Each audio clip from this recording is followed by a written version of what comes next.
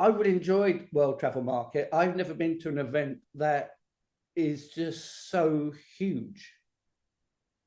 I mean, it was like the whole of Excel, all of it, bits I've never seen before. Have you ever been to an event that big, or have you been to ones that are bigger? Yeah, in terms of tourism exhibition, they tend to be quite big. There's also ITB Berlin that is very big. Then there's Fitur in Madrid and others around the world. But what is quite special, I think, about tourism exhibition is that you really feel you're traveling from one country to the other. As when you go to exhibitions that are more industry specific, to me, they seem more boring because it's like packaging or different food, all from the same sector. So tourism shows tend to be a lot more exciting. Yeah, they do. Yeah, I mean, I say it's like a total assault on the senses. You know, you turn up and everybody's just trying to sort of like get your attention, whether it's by walking up to you or the stand itself is just brightly lit, messaging everywhere, screens flashing. It's quite something. Yeah. No, I agree. And what I think what they also try to do in tourism shows is that they try to capture your attention, but in different ways. Like they have, as you said, a lot of technology, screens and all this. But then when you walk into the booth, you also get a lot of sensorial experiences, such as trying the traditional foods, smelling, touching textures, talking to local artists. So it makes it very engaging. It does. And I tried the cardamom coffee. Oh, yeah. Did you like it? Yes, but I mean, I wouldn't like a mug full of it. I mean, having it in a small doses like it was presented, I thought, yeah, that's very nice. You sip it, you drink, it's very, very nice. But as I say, I wouldn't want to start my morning off with a big Yeah. mug of the stuff. When we spend like 8 to 10 hours on the booth, I can tell you by the end of the day, we're high. High on coffee and never sleep again. Exactly. Oh, speaking of the booth, though, I mean, it was the largest exhibition stand. It occupied the most amount of space, anyway. I mean, it was enormous. How was it? 2,180 square meters. Yeah, correct. I mean, I have to say, Saudi tourism is very dedicated to the Vision 230 and committed in bringing their 30 million tourists by 230. I feel that they're doing a really good job. Obviously, it comes with a certain budget, but I find that they choose the places where to create awareness and make business quite well. Yeah. How do you approach um, implementing, in this case, Saudi Arabia, a client's vision? Obviously, they had a mission in mind. They got an objective, and I mean, if it took to transmit their objective, if it took building the largest exhibition stand, then so be it, I guess. But how Yeah. do you, as a constructor, as somebody who creates these experiences, how do you convert their idea into what we saw at WTM? Yeah, I think it's actually an ecosystem of different stakeholders that make it happen. So obviously, Saudi Tourism as the end client has the vision and the commitment towards the Vision 230. And then there's like the branding agency and the content agency, and we're the design agency. So it's not only that we're building it, but we're basically talking a lot to these other stakeholders of the ecosystem, making sure that all the messaging, whether it's media or it's the branding or it's content, that we all follow the same red line. So strong communication between us stakeholders is important. And then I have an amazing team of designers that take the ideas from the clouds and put them on the paper, and from the paper then into construction. So it's quite an exciting process. Exciting process. It sounds it, and it took 3 days to put together that stand for Saudi No, Arabia. the show was 3 days. And the normal build-up days in London was only 5 days, which for our booth wasn't enough. So we bought another, I think, 5 days. So altogether we had 10 days, because also in the past we could work 24 hours. Now it's not allowed anymore in the UK. So you can only work from 8 to 8. So we needed more days. So yeah, we had the 10-day build. A 10-day build, and Yeah, I mean, for anybody who saw it, you just look at it and go, yeah, that must have taken that long.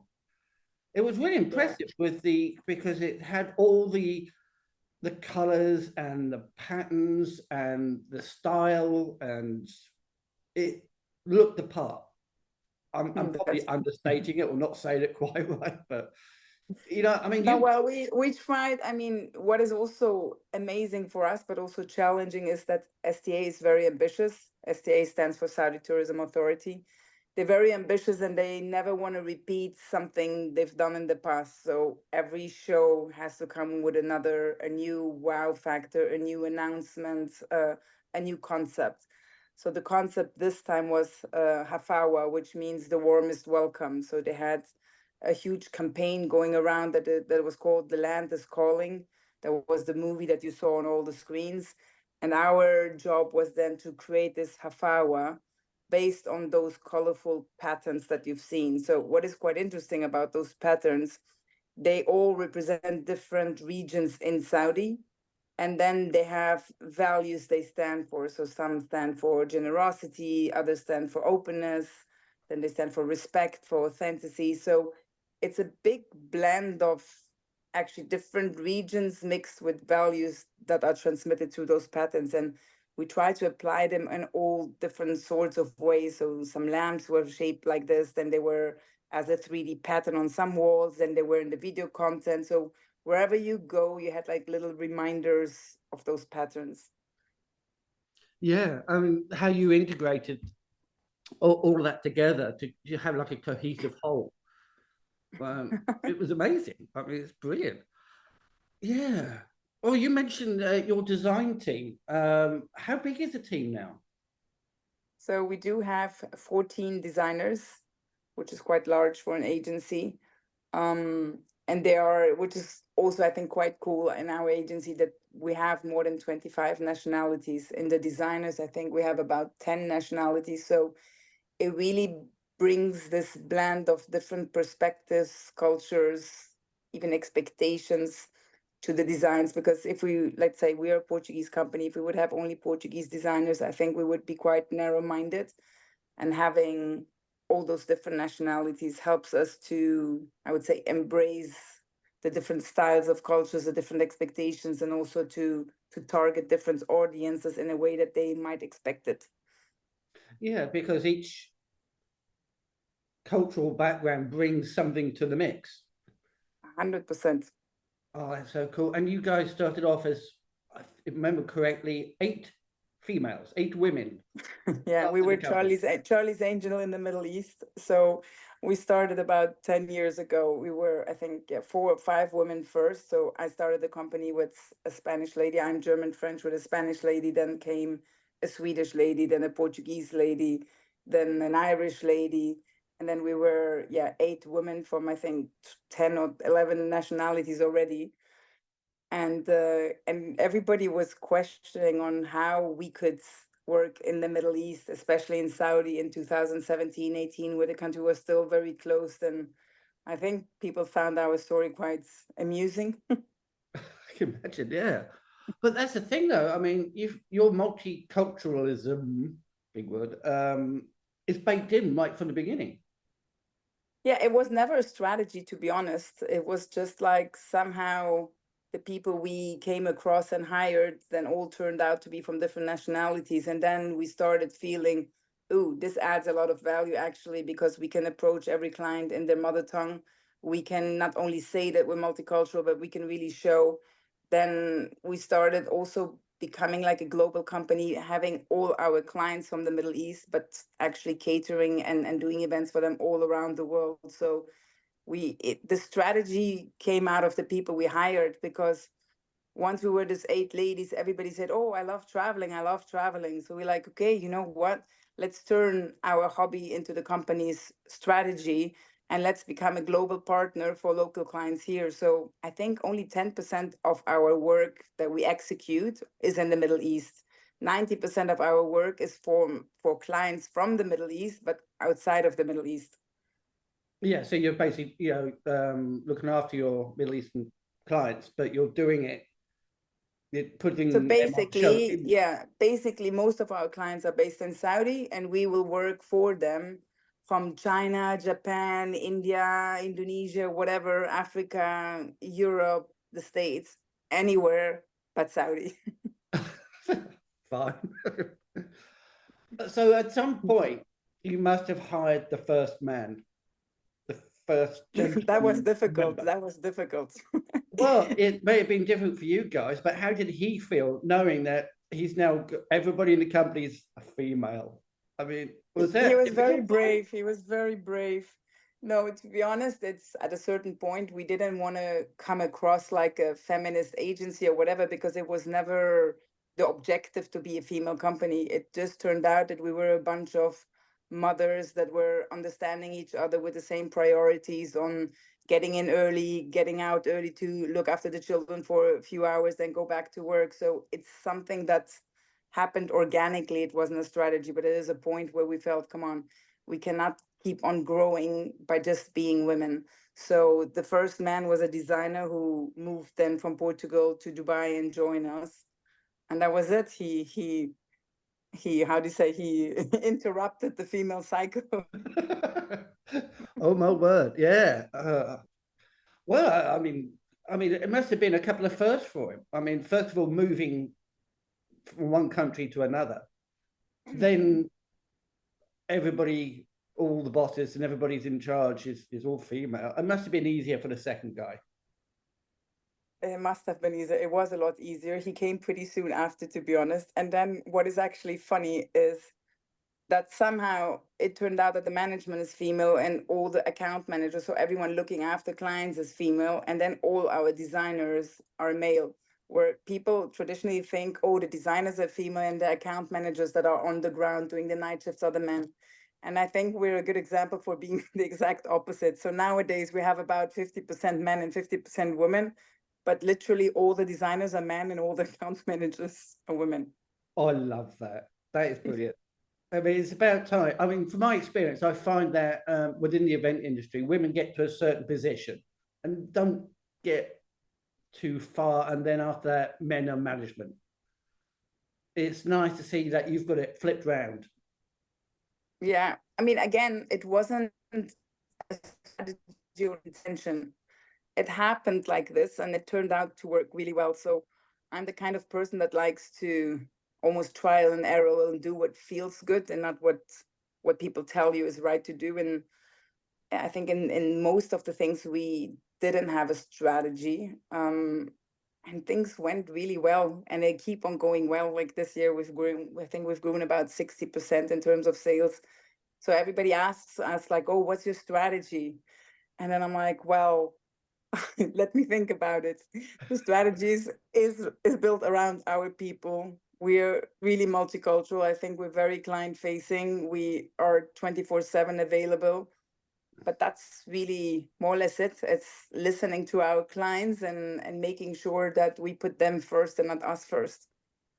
I think for any company, whatever you're doing, is a great strategy. Listen to your clients, see what they actually want, but then not to be too hesitant to tell them that no, that's a silly idea. No, we're not doing that. So yeah, no, of course. I mean, once on the ground, I would say we have grown a lot and we became very professional in the way we handle our clients nowadays. But I think the way we started off 10 years ago as a group of young mothers that wanted to be busy in an expat country where a lot of women wouldn't work, and because they were following their expat husbands and had good conditions. So 10 years ago, the scenario, I would say, in the Middle East was different than nowadays. So what I feel is that although we didn't have a clear strategy, somehow we took the right decisions and had the right vision. And now we are about 40 people instead of 8, as I said, equally men and women. And I think we've built a really strong reputation in the Middle East. Yeah. I mean, with that growth that you've been talking about, things must, you must be doing something right. Yeah, let's keep on hoping that we keep on doing things right. Well, that's the thing. It's all very well so you are doing something right, but you've got to keep on doing that right things. Yeah, this is what's actually challenging in our industry. You know, like in other industries, you build up from year to year, you build a portfolio, you win new clients. But in our industry, a lot of events only happen, let's say, annually or biannually, and clients also try different agencies, which is normal within our industry. So I always feel like every new year you don't start at zero, but it's not like that every year builds up one after one on the other. So we need to be very creative and dynamic in adapting our, I would say, product or service towards what the market needs. Like we could have had an amazing year, and the next year, for some reason, events are canceled or whatever. So even if you don't do anything wrong, if you're not proactive enough, you're out. Yeah, but also other things come into play, because when you have a global market, when you've got customers who like to do things on a large scale, then the economics comes into play. So you can only it just make when a country you wish to be in to show off your clients, and they're having economic problems, either things become more expensive, or um, places where your Yeah. venues become more difficult to obtain or become more expensive as well. So I suppose, how does the economics of it come into play? Yeah, I think it has, obviously, there's advantages and disadvantages. The advantage that we work globally is that, for example, if one region is somehow disrupted by an economic downsize, or there is a war, or there's other political issues, then we have all these other countries we still work in. But in terms of supplies, you're completely right that, for example, there was 2 years ago, the steel price jumped about 50% up, right? And the steel structure is what is hidden within the stand, so the client doesn't really see it. When you go and approach your client and you say, you know what, your stand will be 20% more expensive because the steel price went up, they're like, I don't see any steel on my stand, right? So it is difficult sometimes to transmit that the prices of the raw materials obviously have an impact on the price of your stand. But clients tend to think that if you have the same amount of square meters, then the price of the stand should be more or less the same from year to year. I mean, maybe add a little bit of inflation that certain clients understand, others don't. But it is quite tricky, I would say, to change prices from one year to the other, because your client gets very used to, I get this value for this price, and this is what I want in the future. And in the Middle East, I would say it's even worse. Then they said, oh, now that we've been partners and I'm giving you so much business, now I want more for the same price. So expectations go up, and I would say requirements go up, but the price has to stay the same. So we have to be creative in how can we store certain things, how can we reuse certain contents, how can we actually offer more for the same price. Yeah, I mean, you can save by, as you say, reusing, but then when you're doing things at a large scale, then you've got transport costs, which may or may not actually be a saving. I mean, Yeah, no, it doesn't. if you've got a big steel structure, you'll think, well, this costs an absolute fortune to make. We really need to keep this. And whether you modify it or use it as is, you've still got to transport it from wherever it is now to the next venue, which could be other end of the country or another country. So Yeah, that may not actually be cost effective to move it. it depends on how big the client is. So, for example, like such a large client as Saudi tourism, we would always recommend to, for example, divide the whole cake into regions, like give to one agency Europe, give to one other agency the Middle East, so that those agencies have a certain guarantee of shows that are going to happen within the same region. If they would do that, then we could take on, let's say, a warehouse in Central Europe and cater Europe by truck from there. And that makes sense. As long as you can drive to certain destinations, then transportation is still cost effective. As soon as you need to ship or fly it, it's when it becomes unattractive. So hopefully, I would say clients realize that giving their vendors or contractors a certain confirmation of a certain amount of shows within the same region is actually going to benefit them cost-wise and sustainable-wise and all this. So I would say the trend is slowly moving there because there's so many event agencies, right? I mean, just in Dubai, there's, I think, about 3,000 event agencies. So Wow.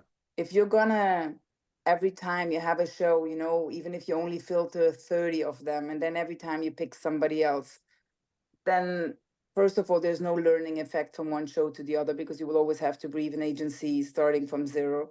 B, you can't reuse store or anything similar to it.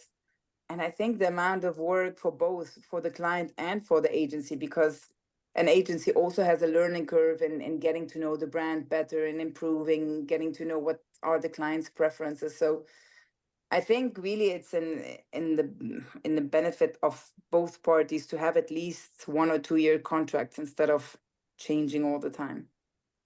Yeah, it is to the client's benefit to have a multi-year contract because you're building something together. It's the relationship starts, you're proving yourself, and they have confidence. You build up trust. Yeah. Which is like not exactly a guarantee of repeat business, is it? But it is that sort of idea. It is that sort of idea. Obviously, you have, especially when it's governmental entities, and most of the companies in Saudi are governmental entities, you have regulations from procurement on, let's say your cake is 100 and you cannot give 100 to one agency, right? Because it doesn't sound correct. So they have to divide the cake. But even that, I think, is fine. Just, take the cake of 100, make it 33, 33, 33, and give it to 3 agencies and work with those 3 instead of rotating too much. With SCA, we're very lucky because we've been working with them now since 5 years, and we really grew exponentially with them because 5 years ago also they weren't that big. We were still around 10 people. Now we're 40 people, and most of it is thanks to Saudi tourism. But as you say, I also think we've proven ourselves. It's not like, oh, they liked us and they stayed with us. Like, we also had to do a lot of efforts to stay on top of the game and surprise them over and over again with new ideas, new solutions. So it's a mixture between trust that is very important and relationships that you build along the line. But the trust and the relationship is not enough to keep a client. You also need to be very creative, proactive, and going, I would say, beyond what's expected for you to keep a client. So both elements are important. Yeah. I mean, to keep that growth going and the inspiration,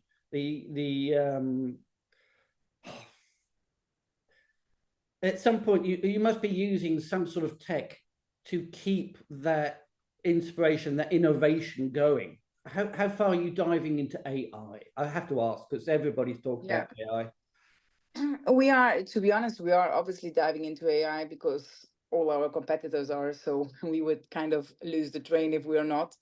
I have a few people in the team that I would say are more affinate towards AI that have been doing AI masters. So we use them in different processes. One, obviously, in terms of design. So we do not design with AI, but we kind of feed AI and ask AI to give us mood boards, inspirations, and then we design based on those mood boards. We have competitors that submit AI designs, and that's a little bit crazy because there's no feasibility if you can actually build what is coming out of that machine. So I think AI is not there yet, but in terms of inspiration and giving you guidance, it's definitely a tool to have. Then we use it in terms of tenders. When we get public tenders, they often tend to come with like 150 pages, and you can feed AI with the tender, and the AI will give you a 2-page summary. Then you do your proposal, you upload it again in AI, and will tell you, well, you've covered ABC very well, but maybe D not so well. Maybe you want to work on that point again. So there's many different areas along the whole process where we can use AI. In terms of technology, to be honest, we have a very good technology partner. So we don't do all of the technology in-house, again, because we believe that certain companies are best when they really focus on one thing. So we kind of brief our technology partner on what we need to cover, which messaging, what target audience, what could be, I don't know, a feasible interactive thing to have on the booth, but then they come up and propose as ideas and we kind of choose them together. But I think we are also pretty strong and on the forehead in technology because we work with very specialized partners. If we would do it in-house, we would never reach that level. Yeah, I mean, it's nice to see that using AI as a tool to aid the process, not to replace the process. Yeah. I mean, as you say, I mean, having a design created by AI, well, first of all, it's going to be so weird and wacky that nobody's ever going to be able to build it. And if they do attempt to build it, it's just going to cost an absolute fortune. So you still have to have the human thought process involved. So far, yes. Yeah. Who knows what comes next? But for now, I do feel that it is just creating more efficiency and saving us time rather than replacing us in our industry. Yeah, I mean, going for the summaries and helping AI help you to understand the task ahead, you know, it's great. But as I say, it's not to replace any process, it's to aid the process.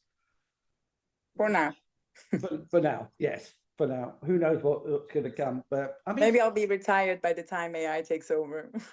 Well, you just put your feet up in your favorite preferred country and go, yes, exactly. Well, as we were saying before we started talking, you're in Saudi Arabia now. No, I'm in Dubai right now. I just Dubai, arrived from Arizona. But yes, you do like to jet set around. But you've got blue skies, so that's just fabulous. I'm jealous. So, talking of jetting around, so you must have, in your time with Multilem, you must have visited quite a few countries. Yes, correct. I think what is also nice is that we visit countries you wouldn't necessarily go as a tourist. And that's a big plus because countries like, I don't know, we've been to Ivory Coast, to Cameroon and other exotic countries. I don't think they were on my bucket list as a tourist. But then having the opportunity to discover countries while we work, I see that as a huge bonus in my job. Yeah, I mean, again, as we were talking earlier, being a multicultural company, I mean, you visiting or your team visiting all these different countries, especially ones that are not exactly on the top of a tourist's list of places to go. I mean, that must also help you be inspired to bring something to your thought processes, your designs, the way you do things. Yeah, and we see a lot of things. I mean, there are so many surprises sometimes. For example, last year I went to Azerbaijan, and to be honest, maybe because I'm not educated enough, I didn't expect anything wow in Azerbaijan. When I arrived there, the architecture of Baku was just mind-blowing. I think it's one of the most beautiful buildings I've ever seen in a place that I would never have expected it. So I do go around and take pictures and whatever, and I always share them with all my designers and see, wow, look at these buildings. I mean, get inspired by it.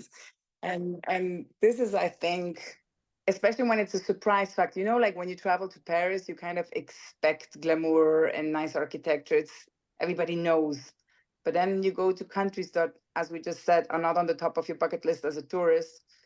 And maybe you had prejudgments, or like me, I wasn't educated enough, so I didn't expect anything. And then when you unexpectedly see amazing things, it's really inspiring. And you go like, oh, wow, I would never have thought this. Yeah. So which of these many wonderful places you visited, which one's your favorite? Where would you like to go? Work-wise or tourist-wise? Both. Let's do both. Tourist-wise and business-wise.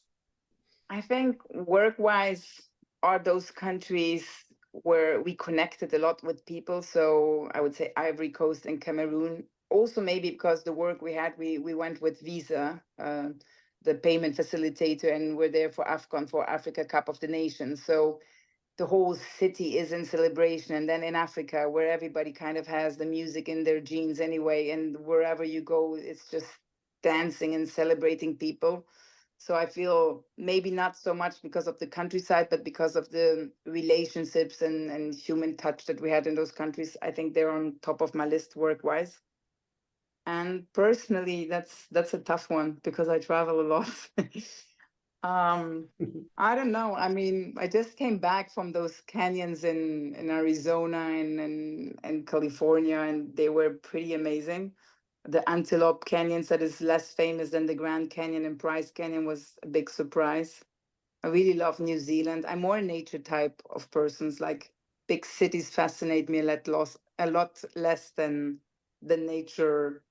So yeah, I would say New Zealand and maybe the canyons now in California and Arizona. Oh, fabulous. Yeah, I can see your point about big cities and open spaces. Big cities, you can see culture happening. You can see Yeah. everybody busy about doing what they're doing, and it's like you're immersed in life, as it were. But then you can escape it all by, I mean, for example, you said New Zealand. I mean, that's full of beautiful open spaces. Yeah. I think maybe also because of the nature of our work, right? I mean, in our work, we're always on the busy hotspots. We're always where everybody is. So a lot of screens, a lot of music, a lot of entertainment, a lot of people, a lot of crowds. So maybe that's also the reason that in my free time, I'm keen on escaping all this. Oh, well, it is the escape. It's that contrast that keeps you going. It's I find by going out for a long walk, preferably in woodlands, some sort of nature-based environment, um, gives me a chance to sort of unwind, frees my mind, and all of a sudden I'll go, oh yeah, I've had a brilliant idea, and this is how I'm going to do it. I mean, do you find the same? Sort of, you're immersed in that sort of frantic atmosphere of the event that you're putting on. Yeah, and I feel it's also it's when you get to think, it's when you get to think a lot, like when you actually no one talks to you. That's pretty relaxing. I mean, I have also four kids at home, right? And teenagers, and I feel that no matter if I'm at work or at home, it's always my brain is always busy and always somebody is talking to you. So what I feel when you're in this fascinating nature, first of all, you do get time to yourself to think and yeah, and get immersed, and it creates business ideas. It gives you that piece up there that you need here and there to be proactive and creative and innovative. The work versus family life. How are you balancing that? Yeah, I mean, I am. So I have four kids that are all 2 years apart. Now they're well, 16, 14, 12, and 9. It's a lot easier now, although they're teenagers, but they're more independent. When they were little, it was quite crazy, I would say. But Dubai is also, I have to say, an amazing place to work for young mothers because you do get help. You do have a nanny. You can afford a driver if you need to. So it has definitely helped me to be in such a place for my career.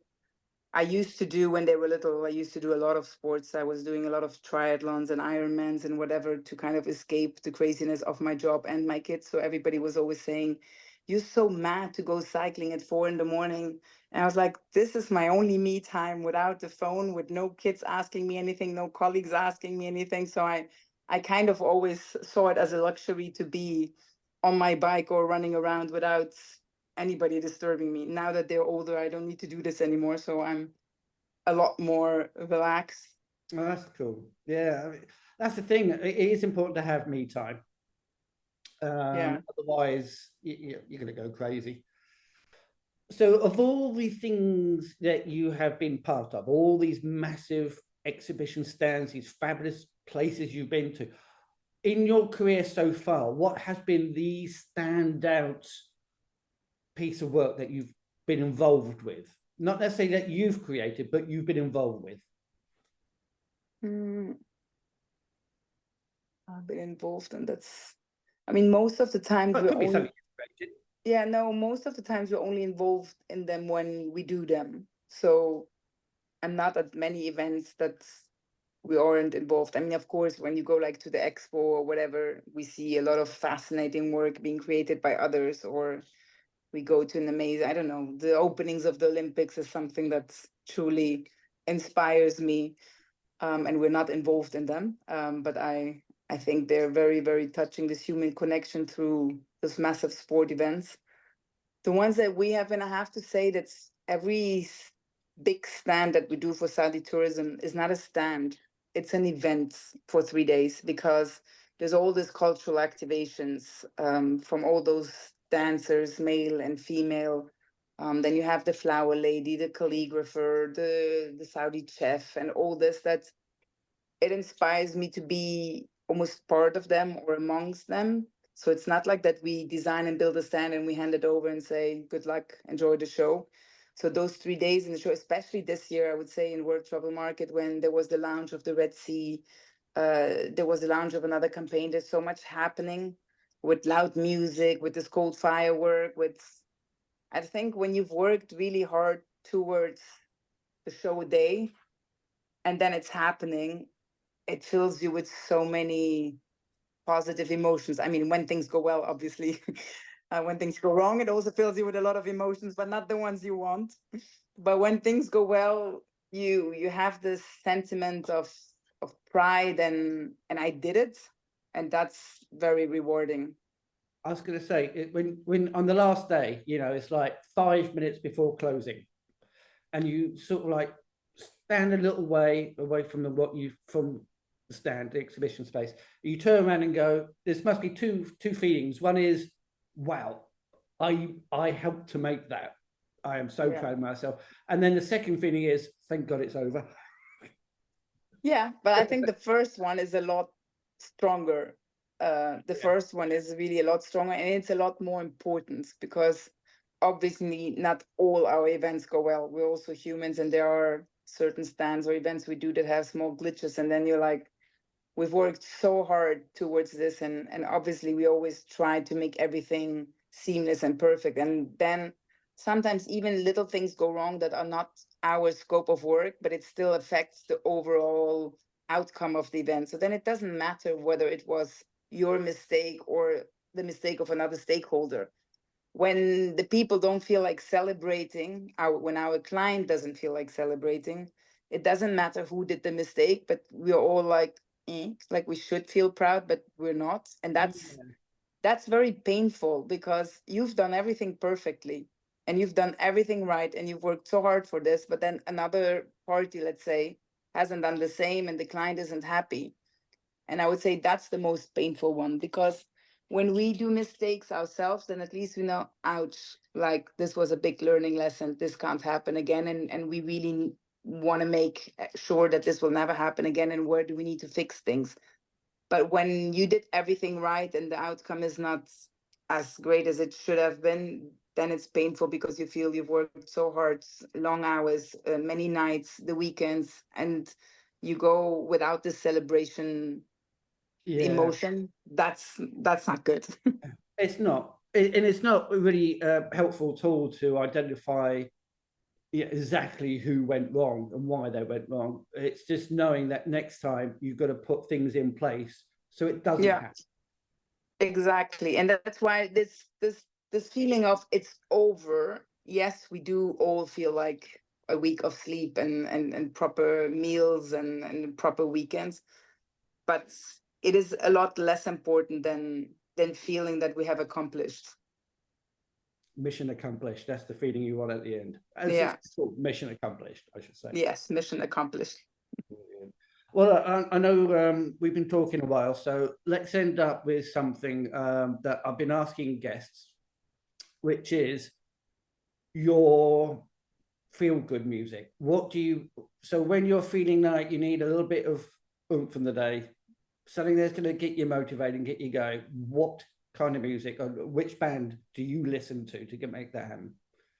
Yeah, I'm not sure I would always listen to this band, but there's this one song that always gives me energy, and I love it. Since many years, actually, even before working in events, which is called "Don't Stop Me Now" from Queen. That's the song I need to get going. My daughter's laughing at me here, but it is the song that I really like. How old is she? She's 9 and she's making fun of me, but that's okay. She'll learn to appreciate Queen one day. It'll happen. Exactly. One day she will like Queen as well. Yeah, brilliant. Well, thank you so much for your time. It's been a great conversation, and we'll have to get you back on soon. Thanks a lot. Likewise, really enjoyed this conversation and enjoy the rest of the day.